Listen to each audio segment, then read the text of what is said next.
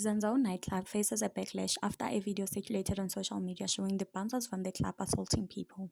This has left South Africans fuming as the video of human rights violation was impaired. Two customers have opened cases against the club for various cases from rape, assault, and kidnapping. Gauteng Police Commissioner condemned the behavior in club. Like to condemn these barbaric acts, which is degrading, and of course is totally unacceptable. Indeed, three of the victims they came out. We really want to thank the community. We really want to thank the victims themselves as they came forward. In My Name spokesperson has confirmed that 3 more people have opened cases of assault against the establishment. Former bouncer from the nightclub came forward of TikTok to reiterate the ill treatment that took place in the club during his 7 years working in the club.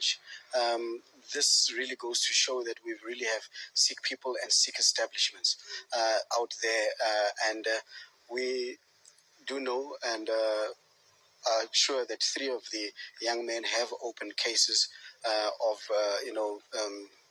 assault and sexual assault as well against the establishment. The operations in the club have been suspended, pending investigation of the police officials.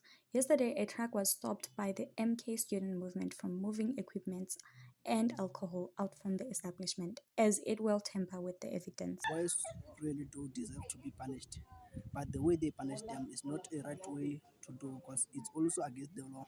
They should have at least called the police, so let the police to take over on that situation rather than punishing them in a horrible way like they did, because it's against the law. Sorry, I came under scrutiny after a video circulated online depicting people being assaulted by the police.